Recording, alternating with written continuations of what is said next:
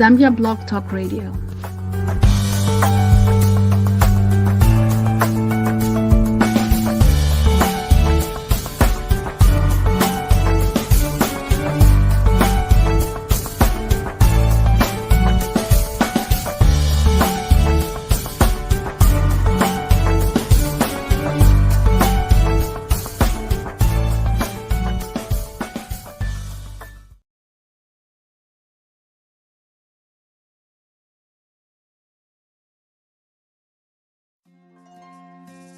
Presenting book titles, authored by Derek Chibilu. The following titles are now available: Love as God Intended It, Whimsical Wonders, 50 Tales of Fictional Fun. The Bible Storybook series is available in 3 volumes with multiple choice questions and answers included at the end of every chapter. Volume 1, 50 Bible Tales for Kids. Volume 2, 46 Parables, Tales of God's Kingdom and Our Lives. And Volume 3, Exploring the Transformative Power of Faith and the Miraculous Acts of Christ. Order on Amazon and Barnes and Nobles online. Here is a comment from one reader of Love as God Intended It. I went through it in one sitting. Excellent flow of language and thought. It's a great resource bent on promoting love and harmony in marital relationships. It's a must-read for all people, especially those that belongs to the community of faith. Kudos by Dr. Abel Satali. Both books are available online at Amazon and Barnes and Nobles. You can also get Whimsical Wonders and Love as God Intended It on Google Play Books and Google Books in audiobook versions. Get your child captivating bedtime stories from Whimsical Wonders, 50 Tales of Fictional Fun. The books are available in ebook, paperback, and audiobook at the following distributors: Amazon, Barnes & Nobles, Google Books, and Google Play Books. The word is out. Order your copy today by following the book links that you see on the screen. For more information or questions, email thecblogger@gmail.com. Hurry and get your copy today before they run out. Good morning. Welcome to the show. It's June the 3rd. Good, Dr. Musoma, can you believe we've reached the halfway mark of the year 2023? Isn't that amazing? How are you doing, my friend? I am very, very well. I can't even believe it. We've gone this far in 2023. We are moving fast. Didn't we just say Happy New Year a few weeks ago? Oh my goodness. Yeah. At times, but Nathan, we're either enjoying it or we're unaware. I think so.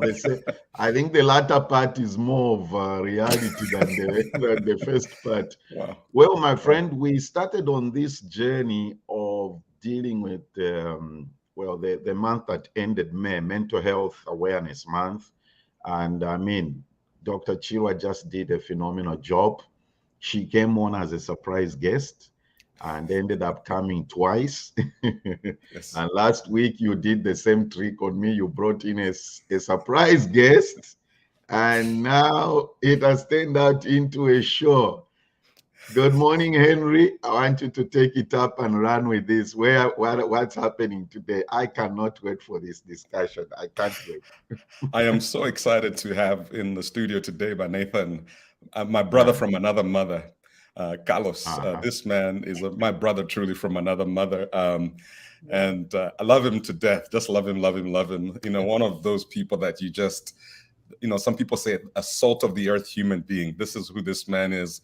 He serves as the head of well-being, Bienestar, as it's said in Mexico, I believe. Is that correct, Carlos? Yes. Yeah, and what most of all, not just that he serves as a director or the head of well-being at this wonderful institution. I'll let him talk a little bit about that. But what I love about this man is that he loves and leads and lives with a deep compassion and a deep passion.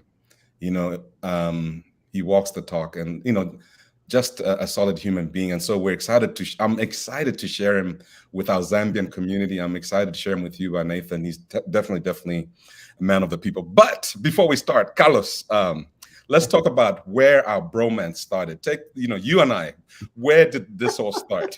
Okay, go ahead. So it was 2018. I was invited to Mexico by Nathan. And, it's unbelievable how life plays out. I'm invited to Mexico by these students to go and present at this conference. And this conference by Nathan is about it's on mental well-being.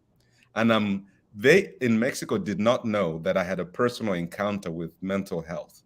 And for the first time, by Nathan, I shared my story in public in Mexico. But the man that picked me up from the airport, the man that is responsible for me falling in love with Mexico, is this man right here. So, wow. so I want him to pick it up from there. He picks me up from the airport. Carlos, you could tell the rest of it and how it happened. No. I was just wondering, don't you love my shirt too? Come on. Looking good, Carlos. Looking good. Somebody gave it to me as a gift. I asked him when he went to Zambia to bring something back because I've never been to Africa. I would love to go. And he brought me this gift that I treasure. And I wanted to honor you with all due respect, wearing this as a sign of love and as a way to say, I miss you, brother. And yes, it was that huge magic that happened that moment on November 2018 that I didn't know who you were. I just knew you by some emails, some exchange that we had. And the person who organized that event was in my team at that moment, Christy. Okay. And then we, as part of the organization, we were like, okay, you go pick this person up, you go pick this person up. And I was lucky enough to go and pick Cassandra up. And yes, I arrived to the airport. I met him. And then the first thing that he told me after he came out of the airport, like, oh, we have the same car. I remember that. We have the same car. Yes. Yes. And then just on the way to Tech, the university, we were just talking, and it was a Sunday, actually. Yes, it was. And as we were talking, we discovered that we also share our faith. And I asked him, hey, I'm going to church. Would you like to come? You know, I'm going with my family. We're going to church. It's in English because he was concerned about the Spanish part. I'm like, no, there's a translator there. You know, don't worry. And like 5 minutes later, he was singing and dancing and following the songs. And I was like, wow, I thought you didn't know any of this. He was like fully integrated at church. And then we had this great event that we organized at the university, as Henry mentioned, was about well-being, about mental well-being. I remember he was really intimidated because he was speaking after, well, just right before, I don't remember, another colleague from Stanford. So he was like, wow, this doctor from Stanford University is here. What am I going to do? What am I going to do? Just be yourself. And, you know, he hit the ball out of the park. And from that moment on, I took him around to get to know the university, in Monterrey, Mexico. And then he liked it. He said, man, I would love to work here. And I remember telling him, be careful what you wish for. Yes. But Nathan, I literally told Carlos the day I went on the campus. It's such a beautiful facility. And for anyone listening to us today, please Google Tec de Monterrey in Mexico. I was blown away just on arrival. I said to Carlos, literally, one day I think I'll work here. And he said, be careful what you wish for. Then 3 years later, here we are. As working on the same team, you know, so really excited to have you. But Nathan, so Carlos, you know, when I invited Carlos, one of the things I thought about is, you know, he's doing such a good, that, you know, we have such an amazing support system that he and his team have been able to develop at our university. But before we get to that, I want Carlos just to give us a little bit of a background. This man, believe it or not, was a dancer who danced across the world. So I want him to just quickly take us through to how he arrives. Carlos, I told you I'm putting you out, brother. You thought you came here to share, because you know what, we're here to heal each other. The Bible says iron sharpens iron, right? And so please start us off from how you end up on this international journey and then land back as the AVP at Tec de Monterrey. Well, I'll try to make a long story short, but my entire life when I was, a kid, I used to say that my biggest dream was to be part of a group, to sing and dance and travel the world. I'm very curious about people, about cultures. I love learning. Like, I'm a constant learner, And one of the best ways to learn, yeah, books are great. I love that. I have quite a few here. But I also like to talk to people. I like to get to know their stories and how they live. And I like music. I don't play an instrument, but I like music. And I like dancing. I like movement. And I like the joy of movement, as the book by Dr. Kelly McGonigal is called. Actually, there's a book called like that, The Joy of Movement. And well, my entire life I said that, and then when I got to university, actually, it was at the university. I had a very dear friend who unfortunately passed away a few years ago, but she was in the same degree, undergraduate, as I was, a communications Mm. degree, and we talked, and she had traveled in this amazing program that I had heard about, called Up with People. And Up with People is a multicultural leadership program. And I used to work in admissions too, so now I'm gonna tell my speech about Up with People when I was recruiting people.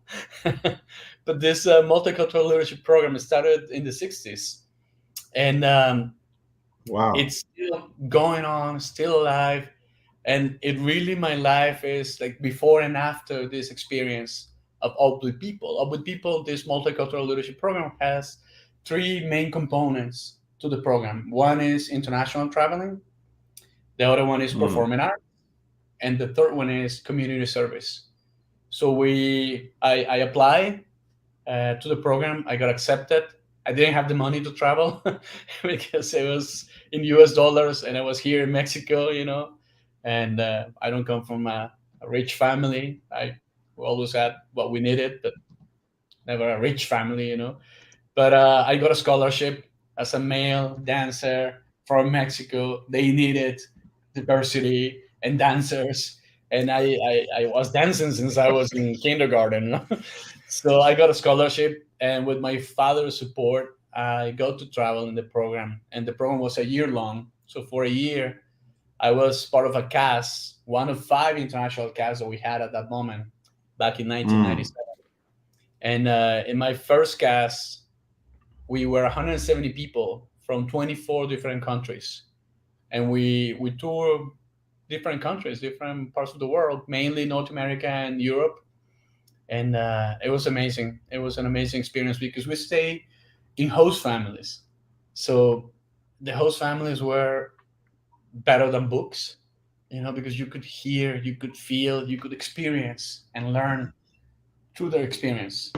And there's a story that I heard. It didn't happen to me, but someone shared it while I was traveling. That happened to someone else, and it marked also my life, because the story says that while one cast was touring Italy, they um, they stayed in a host family. Some people, from the cast, stayed in a host family with a single mother Mm. with three kids. And the cast members noticed that she didn't have a lot of resources. They noticed that she provided food for the cast members before her family, before herself. So after a couple of days, very respectfully, someone asked her, like, "Hey, we noticed that you don't have a lot, but you're sharing this with us, and you decided to host three of us. Three people plus the three Wow. kids that she had." So they were like, why do you do that, like, Mhm. thank you, but why, if you don't have enough for you, why do you decide to share that with us? And she said, yeah, you're right. I don't have a lot. I don't have a lot. And because of that, I cannot take my kids to see the Mm. world. So I'm bringing the world to them. Wow. So I was like, wow. So Mhm. that concept and that generosity and kindness of people, it's really good to remember, Mhm. because sometimes in this world that we live in, and we forget about these things. Mhm. So I ended up Mm. traveling there for a year, and then I was hired as a staff member, as a dance captain, precisely. I was part of the production team, and I continued traveling. But then some family things happened that I wanted to be more in one place and not touring, because we used to travel to a different city or country every 3 or 4 days. So it was hard. No, I had great Mm. experiences. We got to perform. My cast performed for the Pope in Vatican City. Sometimes we stay in villages and small Wow. houses, in tents, in castles in Europe.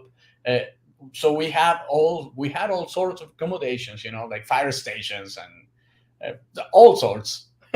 And it was a great experience, and just getting to know people from all these different countries, all these different religions, races, all these backgrounds. Everyone was so different, and I got to appreciate that a lot. I was always interested, like I said, in learning from people. So spending almost 24 hours, a day with someone from a different culture, with a different language, and like I said, religions, race, everything. It was just so enriching to me. And when I was 23, I was still traveling with people. And when I decided to leave the cast, I went to the world headquarters that are located or were located at that moment in Broomfield, Colorado. And I started working for the admissions department. And I wanted to do that because this experience was so important to me that I wanted to share this with more people in the world. And my best way to do it was, I want to be part of admissions. I want to help recruit other people. I want to Mm. talk to other people about my experience, and I want this experience to change their lives for the better, as it did for me.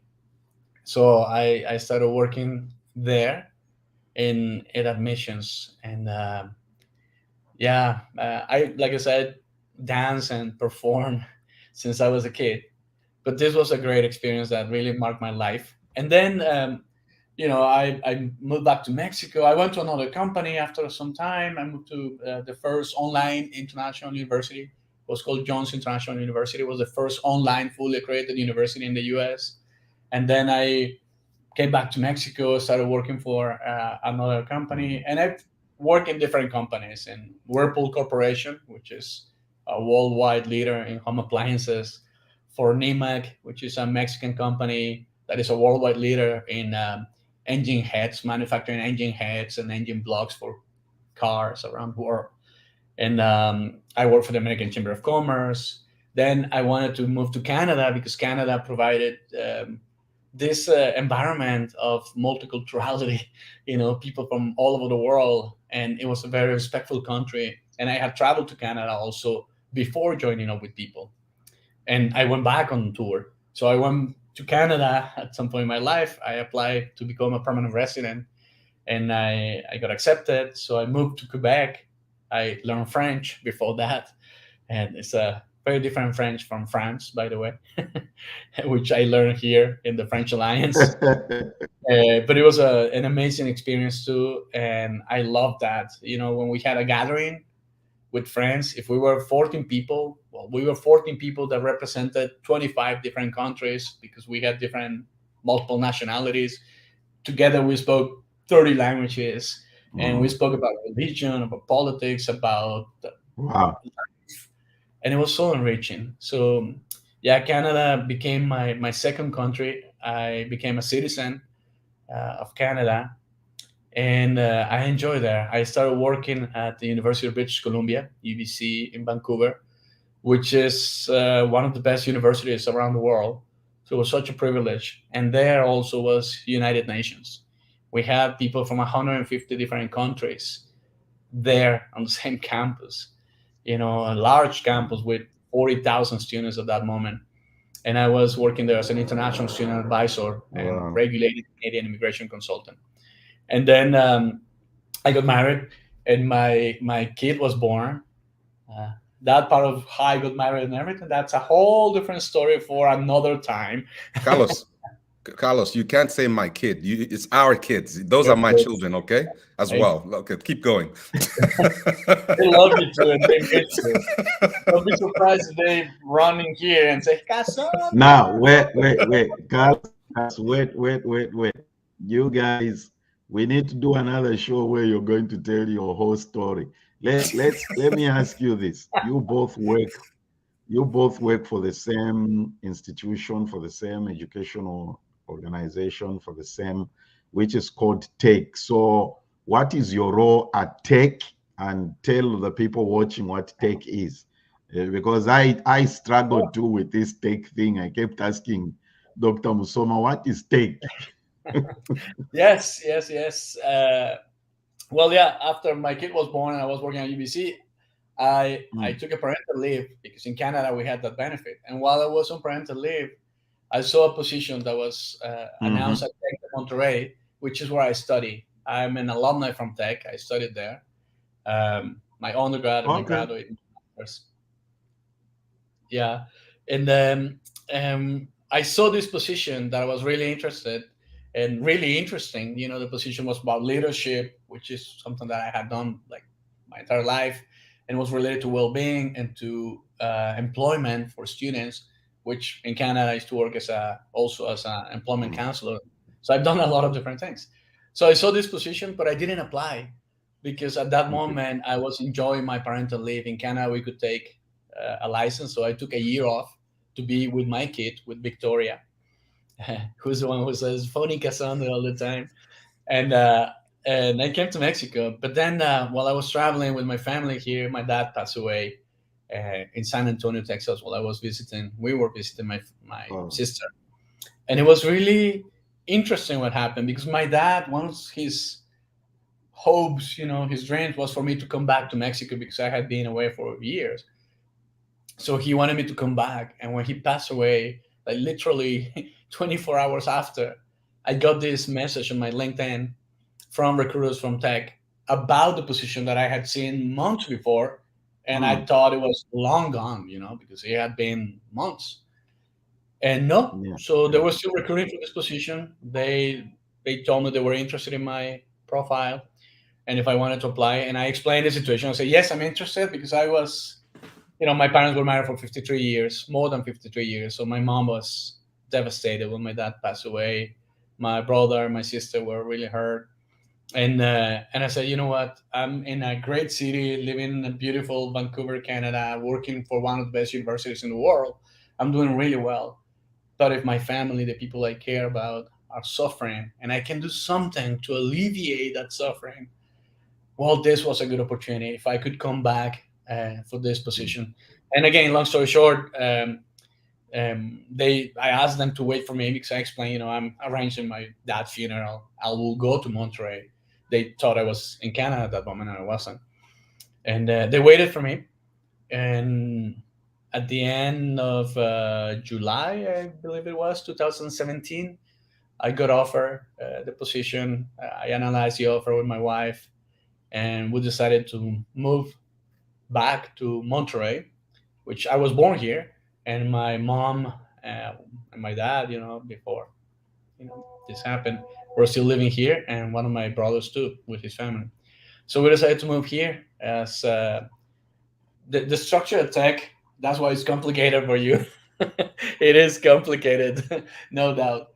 The way I like to explain Tech, because I think it helps for people who are not used to Tech, you know, is to explain Tech de Monterrey as imagine it as a corporation, and this corporation owns different companies.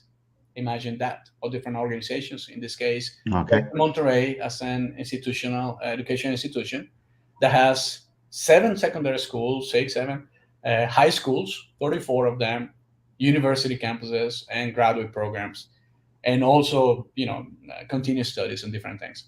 There's also a sister university called Tech Milenio with over 30,000 students and even more campuses. There's also Sorteos Tech, which is like the fundraising arm for Tech de Monterrey programs. And there are other companies or organizations that belong to Tech. So it's a really, really large organization in Mexico. It was founded by an entrepreneur from Monterrey, Don Eugenio Garzazada, who is the inspiration for Casonde's Eugenio Garzazada's Global Leadership Program, which he directs here at Tech, because this leader, Don Eugenio Garzazada, was a visionary. He actually studied at MIT in the US, and when he came back, he wanted to have an MIT in Mexico. And that's why he founded the Monterrey Institute of Technology and Higher Education of, you know, Monterrey here. And it's important because people say Tech de Monterrey just for short, but really the full name is Monterrey Okay. Institute of Technology and Higher Education. And this part of higher education is important because otherwise people think that it's only technical degrees. And no, it's a comprehensive university. So that's how I arrived here, tech, and started leading this portfolio of well-being at the national office because it's so large, the tech, that we have national positions, regional, and local. So I was offered Mm-hmm. this position to lead the national office. At that moment, I had under my belt leadership, student groups, uh, career centers, and all the well-being. So I had three main things under my belt. And really, what happened, I think, is the context, the situation, the world, the need that was out there was pulling me more towards well-being than the other portfolios. And 80% of my time I dedicated to well-being topics, mental health, suicide prevention, lots of things related to that, programming, developing new things that we can talk about that in a bit. Well, so Carlos, so you had this space at Tech in the space of well-being, and I think it'd be good for us, for those of that are listening. By the way, welcome to Zambia Blog Talk Radio. If you're just joining us, we have our guest Carlos, and we have our founder here, Pastor Mr. Reverend, most esteemed Mr. Ankama. Carlos, please define in your understanding well-being. Like we're talking about educational, emotional success. So Right. listening to us could be students, could be parents. Let's start off by just setting the stage with well-being. What does that mean to you as a leader in this space? Well, to me, well-being is a state and a skill, state of mind and a skill that we can all develop. A lot of people look at this as something that you have or you don't have, but it's something that we can learn and that we can develop. And that's the approach that we follow here because our stuff is not clinical. Is It's like we're professors, we're facilitators, we're teachers, So we're forming students to learn how to improve their well-being. So these skills are important, and skills we can talk about, taking care of your body, your mind, your soul. We have an integral well-being model with 7 dimensions, and in those 7 dimensions, we include the occupational part, which is not what you work on, but not only that. Occupational dimension for us, as we define it, is whatever you do, wherever you occupy your time in, that brings meaning and a sense of self-realization and purpose to your life. We have a spiritual dimension that is not about religion. It's about a sense of transcendence, something beyond yourself, that could be linked to religion, just as the occupation could be linked to your job. But it's more than that. The intellectual dimension is not academic on purpose because it's about what you learn, but it's more about curiosity, about continue to learn, about lifelong learning, and then we have the financial dimension, which is pretty obvious what it covers. The other one is the social part, which is also about relationships and this meaningful relationship that we need to develop and to establish for our well-being.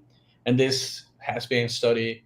There's a really famous study done by Harvard, Harvard University, that they tracked for over 75 years a group of people. It's the longest longitudinal study about longevity, well-being, and health in the world, in the history of the world. And I like it because in the top 2 of the factors that positively impact our well-being, the number 1 is positive relationships, meaningful relationships. This kind of relationship that we have. This is so important. This is essential. This is the number 1 factor. It's not how much money you have. It's not how much power you have. It's not the color of your skin. It's not your religion. It's nothing like that. It's meaningful relationships. And the second most important, the way I put it, or I interpreted it, is really thinking about someone else besides yourself. Caring for someone. It's about caring for someone else, and stop focusing so much on you and what's happening to you only, and care for someone else. So I like this. But anyway, that is in the social dimension. In the physical dimension that we have is, yeah, the exercise, but also something key that is the part that is bringing us all down is the sleeping part, hygiene. We are not sleeping well right now in the world, and there are many reasons for that, no? But it's really important that we take care and we watch for our kids and help them develop this hygiene for sleeping, because not sleeping well affects us a lot. How many of you, when you didn't sleep well the following day, you wake up and you're like super happy and energized, in a really great mood? No. Not many people in the world, and if we do that consistently, well, that affects our mental well-being. That affects, it actually correlated. There are studies that have studied this, and the correlation between the lack of good sleep, because it's good sleep is not only being in bed 8 hours, because you can be just falling on your bed and not really resting, but it's sleeping well, being healthy. So that's what I'm telling you. If you have kids, watch, if they're watching TV, these things that we have today, I have two here.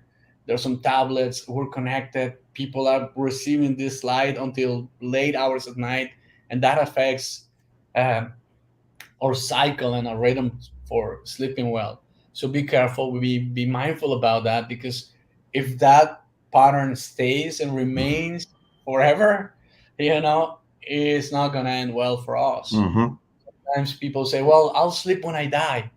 And I say, well, if you don't sleep, you'll die very soon. It's something that we need. It's something that we need as human beings. So that is also put Rest, in the rest. I mentioned. Rest, exactly. Rest, and also nutrition, what we eat. That also influences our mind, our brain a lot. And also, we've seen a lot of concerns for body weight, particularly in women. And if you link this part with this part that I mentioned, with social media and the possibility of social comparison 24/7, imagine that: social comparison, not sleeping, eating disorders, and all that is a perfect formula for disaster. And unfortunately, we're seeing that in many of our youth. And well, the other dimension that we have is the emotional dimension, and that's also pretty obvious. So when we look at the integral well-being model, we need to recognize that we are multidimensional beings, and that all of this is important. I'm not in favor of people saying that all the dimensions, if you measure them, should be equal, and that's the ideal. I don't agree with that, because the it should be linked to what you want, what you care, what you should want. There's some really interesting concepts here. I don't want to get very theoretical, but they're very interesting concepts about. They're called misconception, misprediction, and miswanting. This is part of the science of well-being. And what is a misconception? For example, we can talk about lots of them, but for example, we will talk about a misconception that I have of being alone and just in my phone brings me peace and happiness, because I don't have to interact with other people because I have social anxiety. Okay. So the misprediction is, well, if you put me in a room with people, I'm not going to be that happy, because I'm not going to be well. That's going to make me feel ill. And the miss one thing is, I don't want to be in that place, So this misconception, misprediction, miswanting affects us in many different ways, because there are actual studies that show that, for example, in this case, If you are with someone, if you are with other people instead of being with this, and you interact and you get to know each other, your levels of well-being that have been measured before and after actually increase. So the fact that we have misconceptions create mispredictions about what makes us feel good, and miswantings about what we should pursue. So this is really important to understand, because it happens to many of us. We believe that we really know ourselves. But if we are Mm. basing that misconceptions, then we're mispredicting what's good for us. And like I said, we are pursuing the wrong things. So it's Dr. all. Musoma, yeah. Yes, sir. Carlos, I want you to connect the significance and importance of positive relationships in relationship to the misconceptions. How much influence do the people in our lives play in that aspect of misconceptions? Yeah. Well, it could happen to, for example, in this case, if I had met Casonde, when he arrived, and I had a stereotype, I say, oh no, Mm. I don't like that shirt that is wearing. I started to create an image about him, and judgments, prejudgments, because I had a misconception, and I'm not giving Mm. the chance to myself and to him to develop this wonderful relationship and this brotherhood that we have. That misconception in terms of relationship could affect us a lot, because we miss these opportunities. So if I say, no, I Mm. don't want to talk to him, I don't want to have any kind of relationship with him, I'm just going to pick him up, don't talk to him, and drop him off as soon as I can, we would have missed this wonderful relationship. And like he said, my kids are like his kids are like mine. We love each other, we appreciate each other. So when we have these misconceptions about different things, in this case you're asking about relationships, it's really Mm. important, because we might mispredict what makes us good. And like I was telling you, sometimes we say, Mm. oh no, I'm gonna hang out with people that are like me, because that's my comfort zone. Yeah, but well, growth is on the edge of that comfort zone. Step out of your comfort zone, which is what I did constantly, with people. We were constantly stepping out of our comfort zone, and that's where growth happened, and our comfort zone stretch, and then we continue doing that, and it stretch, and it just keeps stretching. If you continue to practice this. Mm. So if you have this misconception and this misprediction, then you're not gonna want to continue a relationship with someone. Right now we are seeing a lot of divide between men and women. There's some movements that many of those movements have a really justifiable cause and root, but then they get mixed and intertwined with many other things. And instead of let's go back to the root of communication, which is what I study. Instead of coming together to communicate each other, let's Mm. work online. But if we were in person, I will, do an exercise. And if I hold my hand, Casonde, if you hold my hand and I hold your hand and you pull me to your side and I pull you to my side, who's gonna win? Whoever is stronger. Yeah, but if we're both strong, at some point, this is going to break. And the tension will increase until it breaks. Mhm. Mm. When we give each other a hand and you step forward and I step forward and you step forward again and I step forward again, the tension releases, right? Mhm. And we become closer. You're still on your side and I'm still on my side, but we're able to understand better each other because we come closer. And I can even get to see what's on your side, and you can even get to see what's on my side.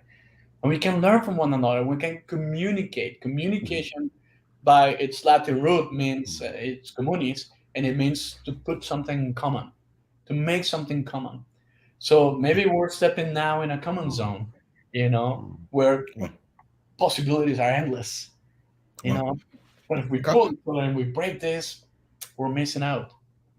Carlos, You on something. What are some of maybe just four or so like key things you've seen in some of our students or in some of the spaces you're working with, even with our staff in Mexico? Key issues in the area of well-being. Is that okay for you to speak to? Yeah, well, one that is happening all over the world, even before the pandemic, it's been documented: loneliness. Loneliness is something that breaks my heart, breaks our heart, that breaks us mentally, emotionally, physically. And I hear often now that people are blaming the pandemic for this loneliness pandemic. But it happened and it started before, and it's documented. In 2018, actually, when you came, just a month before that, I think the United Kingdom was in October 2018. United Kingdom had created the first minister of loneliness, because loneliness became such a big Oh, a problem of public health that they in the United Kingdom created this minister at that level to attack loneliness, because with their universal healthcare system, they studied, they noticed that the expenses were increasing. The common language in the world is money. For good, for better, for worse, is money. But when they noticed that things were getting expensive, they started studying why. And the root of that they discovered was loneliness. A lot of people were feeling lonely, and they needed more care, more medical care, because loneliness has been correlated to many other risk factors. We can do a show, an entire show just about loneliness. But that's one. And the key thing is, it's surprising, eh? But the study found that the oldest people, the ones that are in retirement, they felt very lonely. But the ones that felt more lonely were our young students or young people, even more than the people that are in retirement. These people that are hyper connected, but here, not here, you know? So this is really important because, like I say, it's related to many risk factors. Another thing that I've seen, a lot of social comparison, and that affects us tremendously. Another thing is, in some people, a lack of purpose. And I think it's also because there's a lack of hope. In a way, sometimes I feel like there's like an agenda to destroy hope. And if hope is the last thing we should lose, many things are taking care of this for our young students or young people, because they keep hearing that you're never gonna have the house that your parents had. You're never gonna find a job because robots and artificial intelligence are gonna take it over. You're not gonna have enough money to eat, so they're losing hope. And it's like, okay, I haven't even started to play the game, and I already lost. You're already telling me that no matter what I do, I lost the game already, and I'm still training to play this game. So I think this is really important to keep hope and to prevent and stay away from people that are stealing our hope, because without hope, there's not a lot of reasons to be here. You hear about climate change and global warming, and why do you make such an effort, Sunday, if this is going to end tomorrow? Well, so the people are losing hope, so we need to keep hope. And also, for those of us who have a belief, a religious belief, or something greater than ourselves to hold on to, I think it helps. But many, many young people nowadays have nothing in that sense. And also, we need to keep in mind that our generation didn't talk about these topics. Really? We didn't go to a psychologist. Oh, I'm not crazy. I'm not going there. So we need to break the stereotype and talk about these topics. And the problem for our kids is that many times they're like victims of us, their parents, because we didn't have this training. So sometimes we hear students saying, "Yeah, I'm going to a psychologist, or I want to go, but my parents don't allow me to go." I was like, no, no, no, go, go, go, go. It's maintenance for your body, for your mind.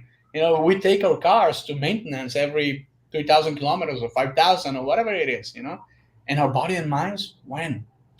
So these things, social comparison, and we can talk a lot about that, but social comparison and loneliness, and this lack of hope that people are having, I think it's affecting us a lot. You know. Yeah. Carlos, you did a good job Yeah. of bring. Mm. Sorry, but Nathan, go ahead, sir. But No, Nathan, that's are you okay. there? Go ahead. Go ahead. So, but Nathan, this Yes. brings us into the next question about family. There's parents listening, there's young people listening to us today. What Yeah. is the role of family in this space of well-being, especially supporting somebody who's going through education? Family is key. We cannot give what we don't have. You know, that's essential for us to understand. And how does that translate to education or to family? As a place of education too. Um, we need to develop these skills ourselves and motivate and help our kids to develop these skills, even if we didn't have them. Just like we do with, for example, financial Mm. aspects. I want my kid to have more than I had. I want my kid to grow up in a better condition than I had. Well, let's do the same, but in terms of mental health. Mhm. You know, what can I do to support my kids? Well, there are a lot of things that we can do. Exercise, for once, is really good. It's the greatest antidepressant that has been studied with like no side effects like many drugs. And I'm not talking about becoming a high performance athlete. It's like Dr. Kelly McGonigal says on her book, The Joy of Movement is moving. There's a study actually that she mentions. We need about um, 5,469 steps or something like that, or 649. It's really precise, the number. Steps daily to decrease levels of anxiety and depression. So when we're connected and we're not moving during the day, and our kids are playing video games and chatting, all that, they're not moving. That's not helping. So again, misconceptions, mispredictions, and miswantings play a role here because the kids want to stay there and they feel safe there. Like no, that's not good for you. But we need to show, Mm. be an example. We need to be an example for this. And families, they need to partner. In our case, for example, I wish more families partner with us to take care of their loved one. Because sometimes we report something to the families when a crisis happened, and the family says, "Oh, yeah, well, we knew," and something even greater happened before. And I'm like, why didn't you tell us? Like, I'm not gonna judge you. I'm here to support you. I'm here to accompany the person you love. So I think it's a key role that we have to play as families. Really, we need to be paying attention, and we need to make an effort. And also, we cannot please everyone. We cannot abdicate our formative roles with any Mm. excuse, under the excuse of empowerment, under the excuse of whatever you might want. No, we cannot abdicate our educational role, our formation and educational role, especially not for our kids. Well, Carlos, we have about 5 minutes. The point you just brought up there. Could you speak a little bit more? What does it mean that we man, you used a big college word. I don't even know that word. Abdicate. Abdicate. Yes. What does that mean? What does that look like when we do that? It's like to renounce our role. Hmm. When we don't take really the leadership and say, okay, you know what, I'm just gonna let this Mm. go. And I hear that sometimes. I heard years ago a staff member saying um, her role was actually coaching a student, like student groups, student Hmm. leaders, something that you Mhm. do now. But she told me once we were talking about an event, and she said, well, you know what, I know that this is Mm. not gonna work because I've done it before. I'm like, okay, tell them, educate them, and question them. And she's like, no, no, no, but we need to empower the students. So let them do what they want. And I'm like, no, no, no, you're abdicating, you're renouncing, you're stepping away from your role. Hmm. And you're using the Mm. empowerment of the students as excuse, or the empowerment of your kids as excuse, to let them do whatever they want and not take a Eh, leadership role in the education of this student in this case. So if you're gonna do that, what difference does it make if I have you there or not? Wow. Okay. You know. So I watched a video recently. Someone asked college students in the U.S., "What's the greatest problem America is facing today?"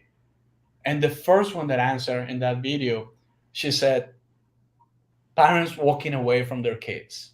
That creates a lot of problems." And I was like, "Wow." And then a few other students, they said, "People hating each other for no reason. People forgetting how to love one another." And that's what loving, compassion, empathy is so important. It's so key on this. Mm-hmm. But yeah, we cannot just say, okay, do whatever you want. I'm empowering you. No, you're here to accompany your kids for life. Teach them to surf. That's an analogy that I use a lot. Teach them to surf the different waves in the ocean.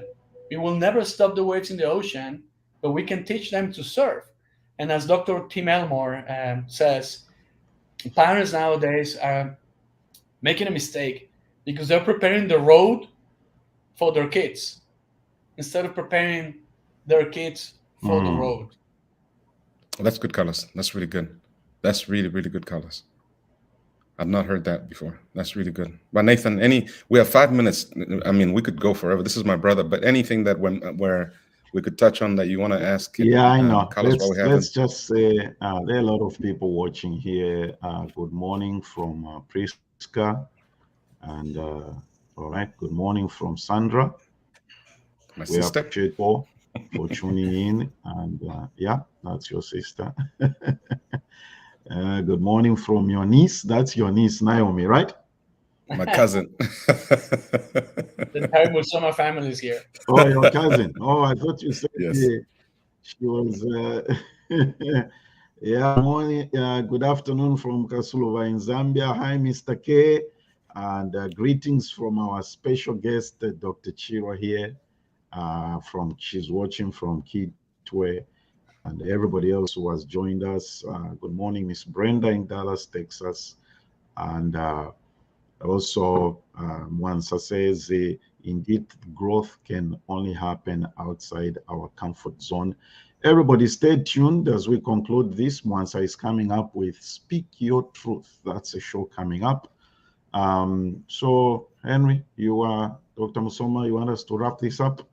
We need to, you see, this is where now we have part 2, part 3, part 4. Yeah. Because what Carlos has done is scratched on that, and people have got a lot of questions here, but we can't get to that. So, Dr. Musoma, you can wrap it up. One of the things that I wanted to just see if Carlos could do in a minute is to tell us some of the programs he's put in. No, actually speak to one thing that you're doing that I believe is quite successful. Te Queremos. Could you just give the viewers just about Te Queremos? Yes, I was just about to say that. Yes. Well, yeah, for the people listening today, there's a program. The name of the program that we have at Tech for well-being. We like everything that sounds like tech. So Te Queremos, if you translate it, means something like we care for you, we love you. And that's a message for our students. And Te Queremos, I invite you to go to the website. We don't have a lot of time to talk about the Te Queremos program and everything that includes, but there is a website that is called TQUEREMOS, TQUEREMOS,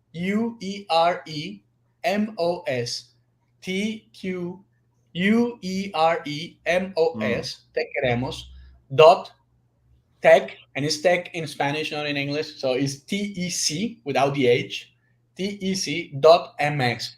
This website is also in English. That's why I'm mentioning here. It's in Spanish, but you can go to the right-hand corner and click on ES or EN, and ES is for Spanish, Español, or EN, English. So you can click on that website and access many of the resources that we have. Most of the resources are actually open for everyone.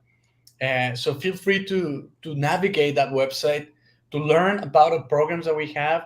And not everything is something that we develop. We didn't discover everything, Oh, thank you for that. We do a lot of study, a lot of research. We have a team pulling the greatest things that we can find into this website, and we organize them in different ways. You can see the results there by dimensions, the integral dimensions model, the well-being dimension model that I mentioned in my at the beginning. It's there. You can navigate that, different resources. We have meditations, we have exercises, we have different conferences, some in English, some in Spanish.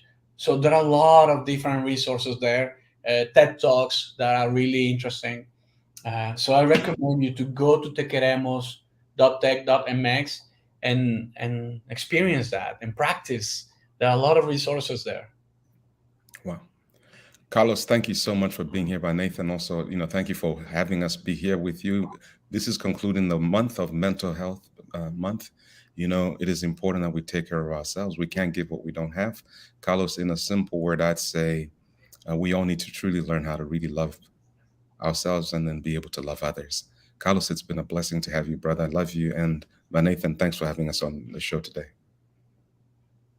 Thank you. My pleasure. It's been good. Carlos, thanks for coming on. If I call you back for another session, please, we'll work on having something else. And Dr. Musoma, you've just done a commendable job by letting this flow nicely with surprised guests, as you put it yourself. But everybody, next week we're going to have, I know Carlo loves soccer. I know. Next week we're going to have a Zambian professional player who played in the Barcelona Legends versus Chipolopolo Legends come on and talk to us about the experience or lessons from that. So join us next weekend. Coming up is Speak Your Truth with Mwansa God. Presenting book titles authored by Derek Chibilu. The following titles are now available: Love as God Intended It, Whimsical Wonders, 50 Tales of Fictional Fun. The Bible Storybook series is available in 3 volumes with multiple choice questions and answers included at the end of every chapter. Volume 1, 50 Bible Tales for Kids. Volume 2, 46 Parables, Tales of God's Kingdom and Our Lives. And Volume 3, Exploring the Transformative Power of Faith and the Miraculous Acts of Christ. Order on Amazon and Barnes and Nobles online. Here is a comment from one reader of Love as God Intended It. I went through it in one sitting. Excellent flow of language and thought. It's a great resource bent on promoting love and harmony in marital relationships. It's a must-read for all people, especially those that belongs to the community of faith. Kudos by Dr. Abel Satali. Both books are available online at Amazon and Barnes and Nobles. You can also Zambia Blog Talk Radio.